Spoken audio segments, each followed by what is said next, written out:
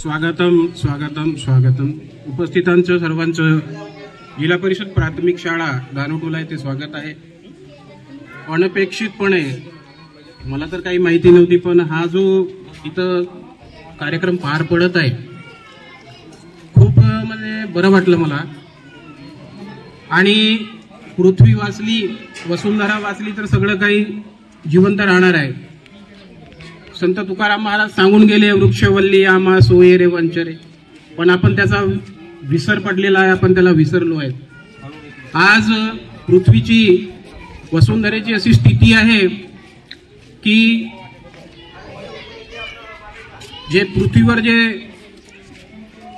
थर आहेत, दलांबर, तपांबर, आयनांबर, आणि तिथं एक ओझोनचा जो स्तर आहे त्याचा छिद्र मोठा होत आहे.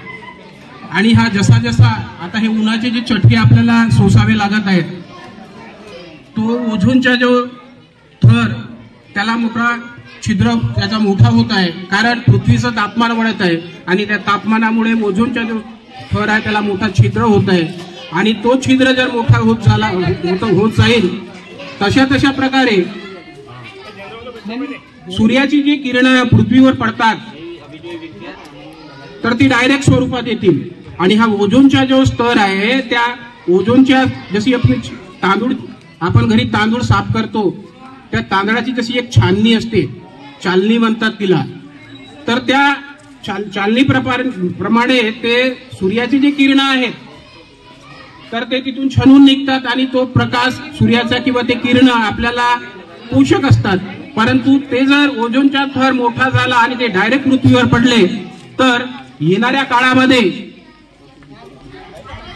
काळामध्ये ही आपली जी जीवसृष्टी आहे, सजीव सृष्टी आहे, ही संपूर्ण नष्ट होऊ शकते. आणि त्यामुळे पृथ्वीचं वातावरण, ग्लोबल वॉर्मिंग ज्याला म्हणतात, हे मेंटेन ठेवायचे असेल तर आधी होतं की प्रत्येकाने एक झाड लावावं, पण प्रत्येकाने, मी तर म्हणतो की 5 झाडं लावले पाहिजे.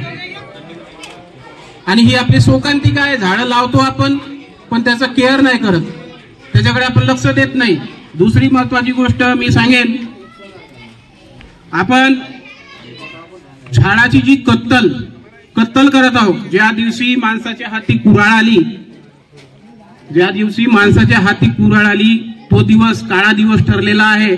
पण शेतकरी जो कापतो तो आपला एक मर्यादित भागापर्यंतच कापतो, ज्याला तेवढं उपयोग आहे तेवढंच कापतो.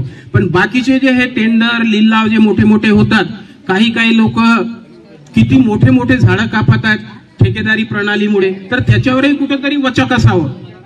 कारण जे जुने झाड जे गेले तर ते पुन्हा तेवढं झाड लावणं शक्य नाही. या कार्यक्रमाच्या माध्यमातून